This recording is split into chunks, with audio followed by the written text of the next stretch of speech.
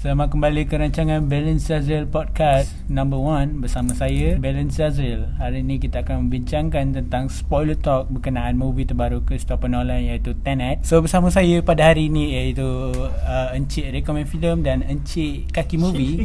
Encik. Saya cakap je. Encik kan Recommend Film dan Kaki Movie je. Recommend Film dan Kaki Movie. Kita ada tetamu jemputan daripada Recommend Film dan Kaki Movie. Ni style aku. Oh, style. Okay. So perkenalkan diri Encik Recommend Film. Siapa nama samaran? Nama saya Encik Recommend Film lah, kalau korang nak tahu. Okey, dan lagi satu Encik Kaki Movie.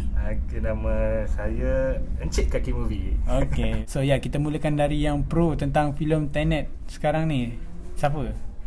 Maafkan saya bukan pro sebab kami ni semua hanya budak-budak biasa sahaja, budak-budak Milo. Aku dah bapak Milo dah. Oi. Tak apa, jalan biar jalan. Okey. Maksud saya penonton-penonton yang mahran. Mahran. Okey. tak pro. Okey. So sebelum kita tengok filem ni, kita macam bayangkan filem ni ada berkaitan dengan time travel. So actually filem ni bukan pasal time travel kan? Bukan. Rasanya bukan. Sebab dia tak menggunakan konsep time travel pun dalam cerita ni. Dia menggunakan betul panggil fizik apa, time inversion. Time inversion. Satu benda yang jarang sekali kita dengar.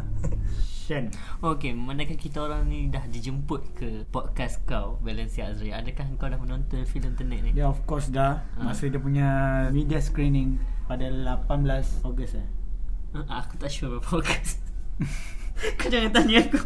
Ke 19, dah lupa. Tapi benda dah lama, seminggu sebelum dia release. So kau jemput kita orang ni untuk menerangkan tentang Tenet. Sebab aku hanya penonton biasa yang alpha. So aku bukan orang kita pro. Orang pun orang biasa yang menonton filem Tenet ni. Sebabnya kita orang punya tak ada otak yang macam Christopher Nolan untuk cakap pasal ni. So apa yang kau nak tanya dekat kita orang sekarang ni tentang filem Tenet? Pertama sekali, aku fikir yang filem ni akan berkaitan dengan time travel, tapi bukan. Memang tak ada langsung time travel dalam filem ni. Okay. Tapi dia lebih kurang macam filem ni hack masa tu. Sebabnya berdasarkan trailer, impression ramai orang yang suka filem Christopher Nolan ni akan anggap Tenet ni adalah sequel ataupun ada kena-mengena dengan filem Inception. Itulah orang anggap cerita Tenet ni ada time travel konsep, tapi sebenarnya tak ada. Dia menggunakan time inversion. Tapi untuk menjelaskan tentang time inversion tu, mungkin kita orang tak ada PhD kan? Tak ada PhD tentang benda tu. Bagi aku, Tenet ni adalah filem Christopher Nolan yang bersahaja dan straightforward sebenarnya. Tapi dia punya third act dengan climax itu dia macam berat sikit. Sebabnya dia berkaitan dengan benda-benda yang kita cakap tadi, time inversion apa semua tu kan. Sembang sains. Sembang sains. So benda tu kalau kita tak pro, tak ada PhD, so macam blur lah kan. Tapi pasal kalau nak ikutkan apa yang Nolan nak sampaikan dalam cerita ni, senang je. Pasal datang seorang lelaki daripada masa depan untuk membantu dia dekat dalam misi yang kat belakang tu. Betul tak? Okey. Aku ada satu soalan. Kira macam mungkin soalan ni kita boleh tujukan kepada Kaki Movie pula untuk menerangkan tentang filem Tenet. Sebabnya dia lebih pro.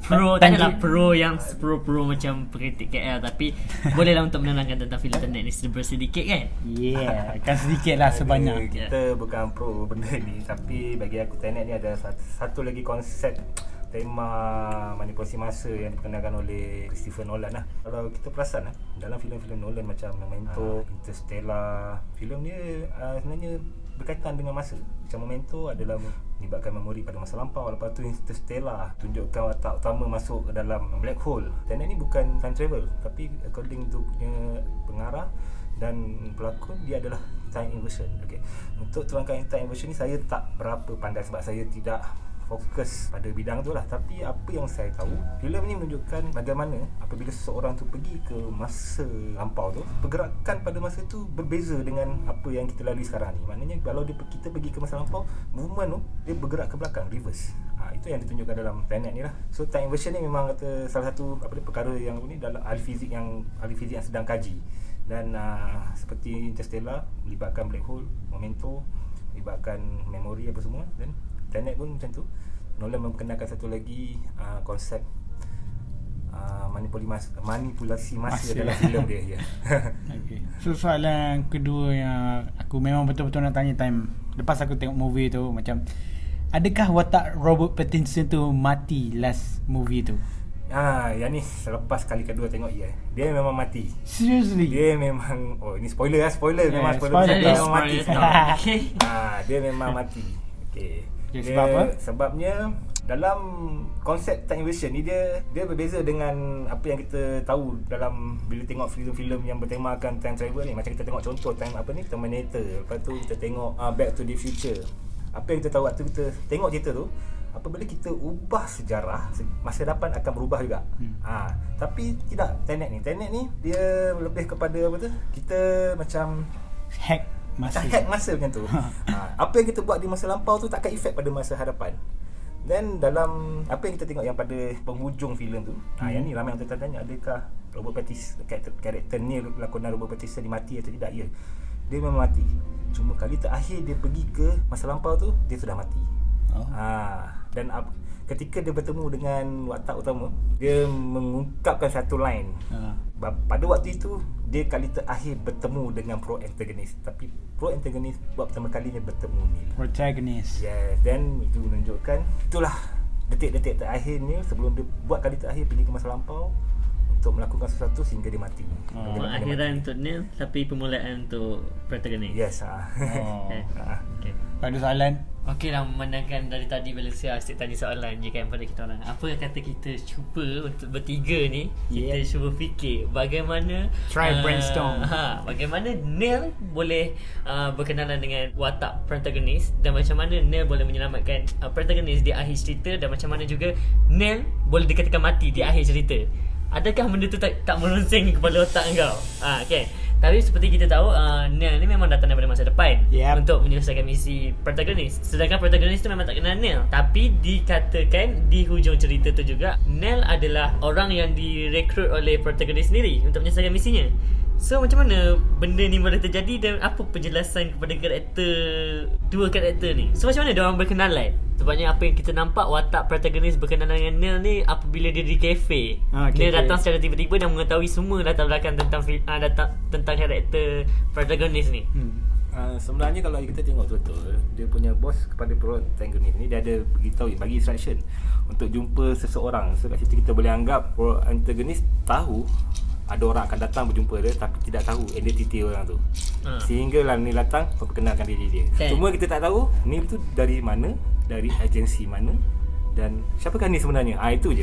Sebab kalau kita tengok whole pergerakan plot movie tu, kita akan nampak Neil akan sedikit demi sedikit dedahkan dia punya identiti dia. Macam contoh dia kata dia ni ada ijazah sains fizik apa semua kat situ.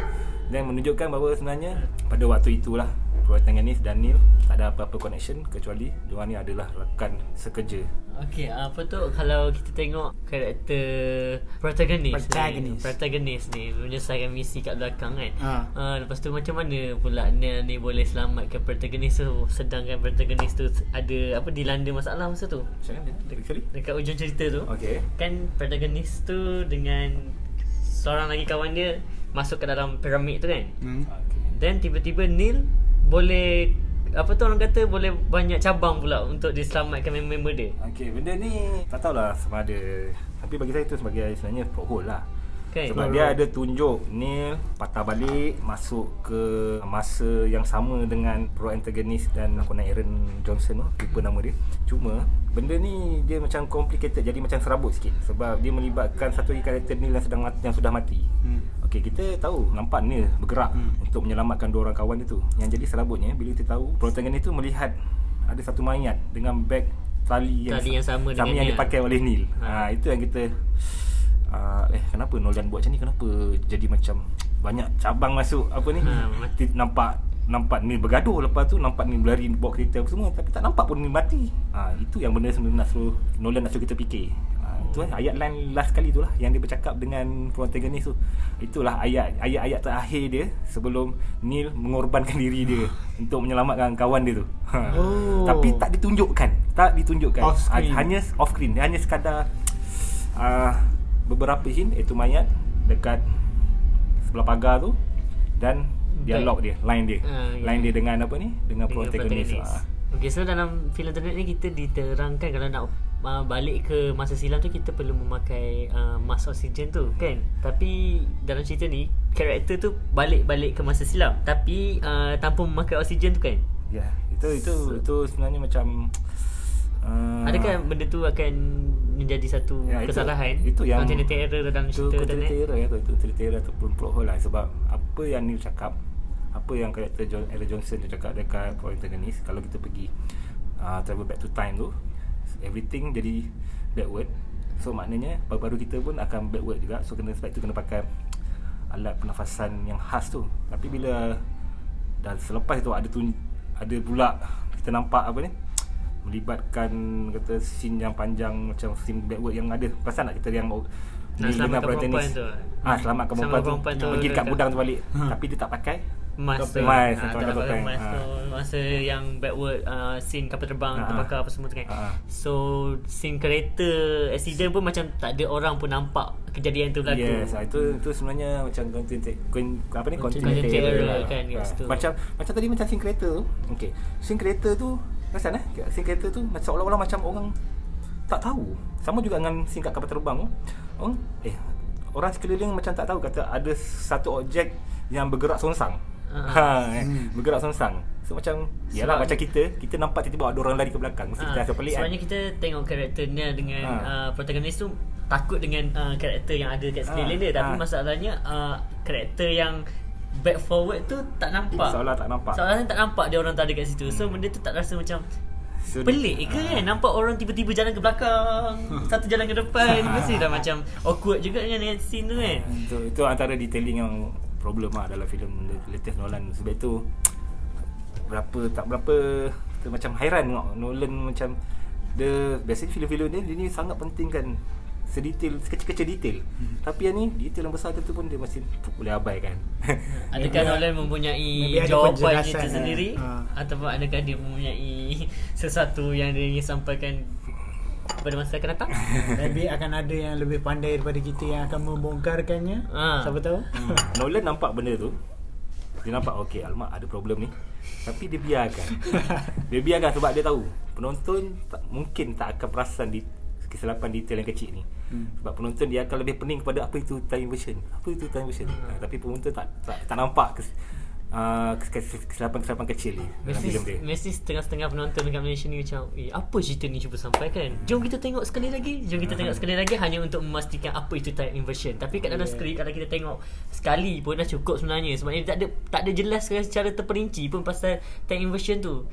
Lagipun kita pun tak tahu time inversion tu pasal apa. Sebabnya tak diceritakan secara jelas. Kalau ikut apa yang saya baca dekat video yang Google ni, dia kata time inversion ni adalah macam kita punya dunia, cermin kita, tapi dia songsang. Macam kita tengok cermin, kita kan songsang kan. Dunia tu dia songsang, dia gerakan dia terbalik. Ajaran sesat dalam masa. Ajaran sesat dalam masa. Benda yang baru ni memang sangat sesuai lah untuk kita mengorek dekat Google apa benda itu time inversion, apa yang Nolan cuba sampaikan dalam cerita dia, apa teknologi yang Nolan perkenalkan dalam filem dia. Macam dulu macam keluarnya Interstellar, macam keluarnya Inception, penonton masih berkata, masih mengkaji sains dia, apa ending dia. Tenet pun akan jadi macam ni juga. Cuma masalah Tenet ni mungkin sambil kita mengkaji tu, kita akan nampak kesilapan continuity error dalam filem Tenet tu sendiri.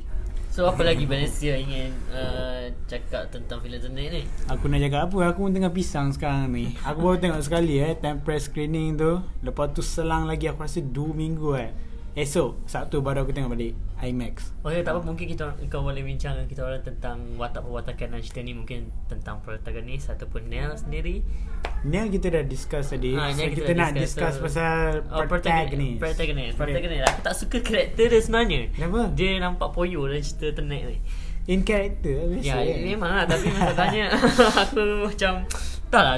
Kalau bandingkan Nell punya watak dengan protagonis, aku lebih suka Nell punya karakter lah. Maknanya macam chill guy.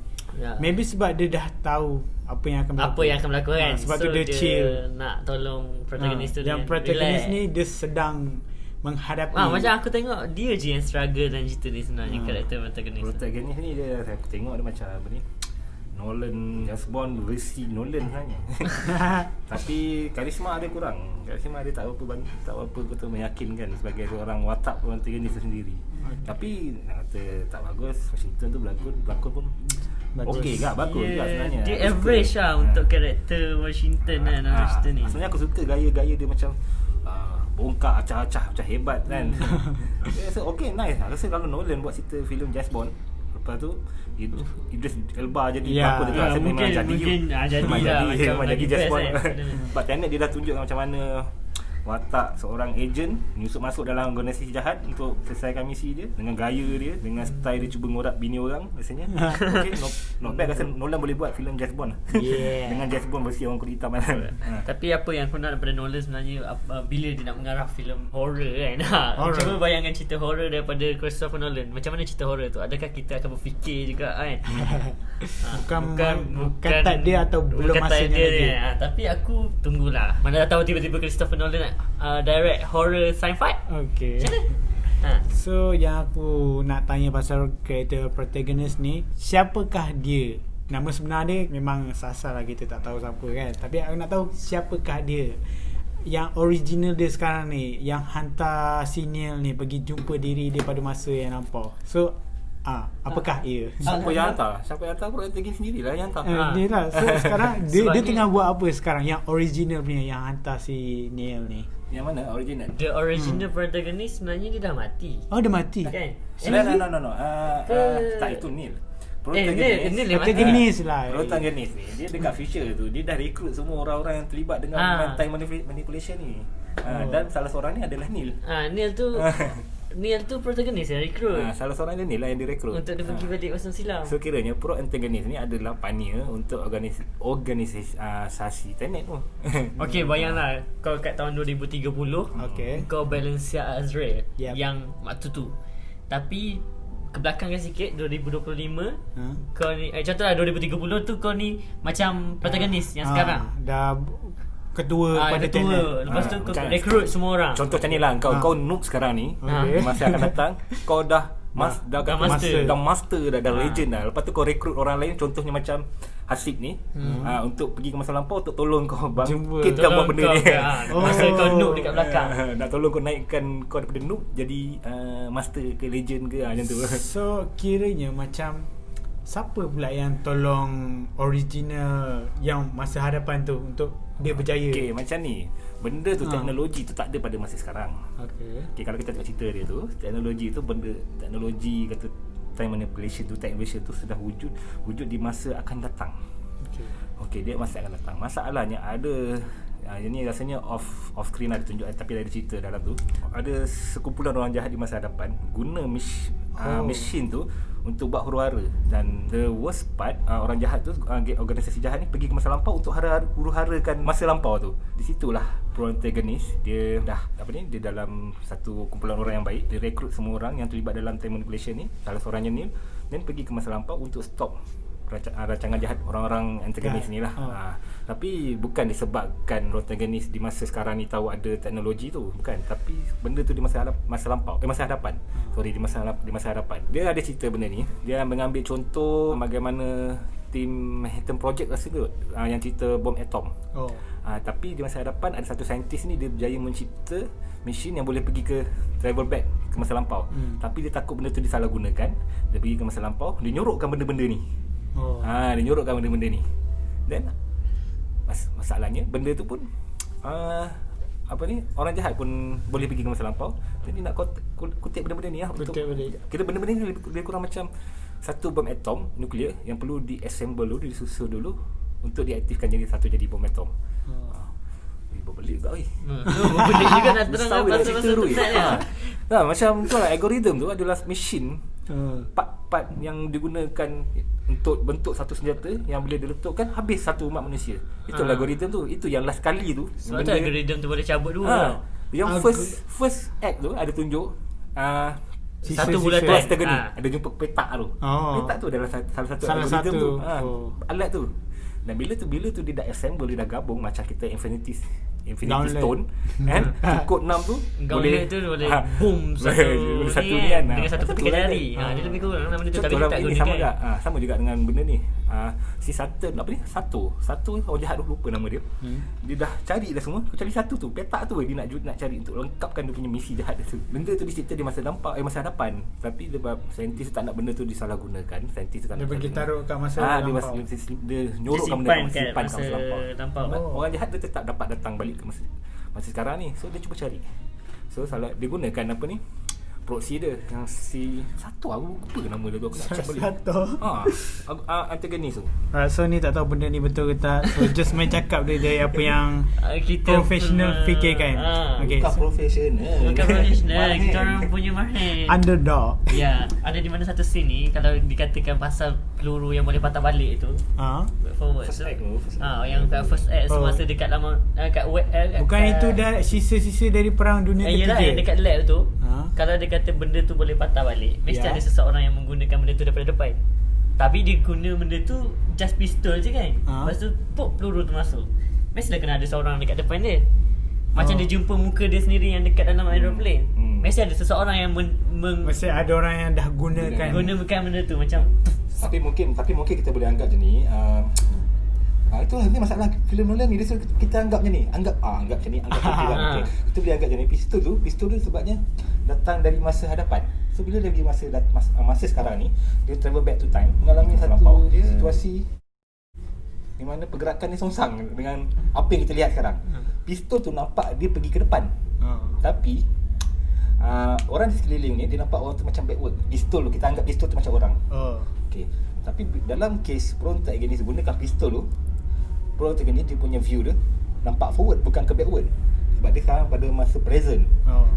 Dia nampak forward. So bila dia pegang pistol tu, dia nampak reverse. Benda tu masuk ke dalam pistol tu balik.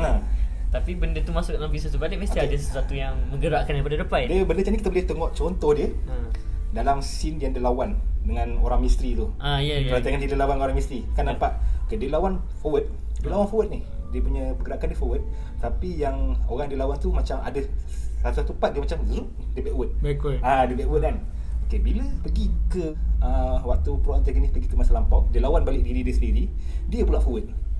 Tapi yang dia lawan tu dia backward.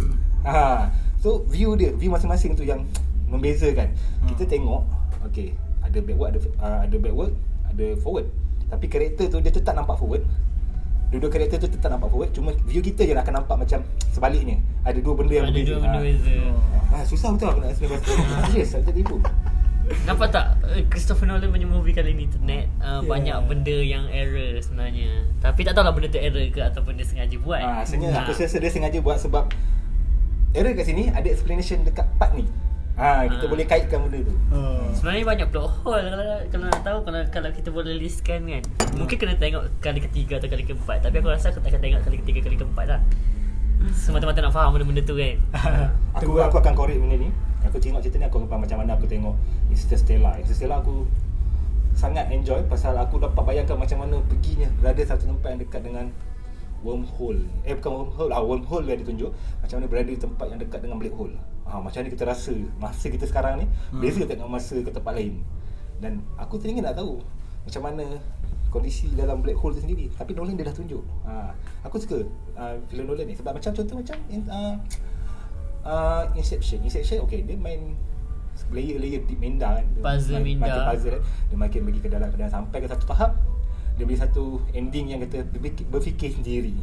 Tu aku suka lihat filem-filem Nolan ni. Macam Dunkirk, ramai yang tak suka Dunkirk. Aku tak tahu sebab kata tak cukup perang lah. Tapi Dunkirk tu bagi aku satu filem yang scene yang beza-beza yang akhirnya dia bawa ke dalam satu timeline, whole picture. Satu whole picture. Kita boleh nampak rupanya scene kat sini, scene kat sini, scene kat sini sama. Kejadian tu berlaku serentak sebenarnya. Event. Aku suka sebenarnya Nolan dia punya style, direction dia, filem dia semua. Mungkin kadang kita nampak ada problem sini, ada problem situ kan. Tapi actually okey lah. Dia membuatkan kita berfikir. Bukan senang nak kan, pembikin filem nak buat filem bagi penonton berfikir.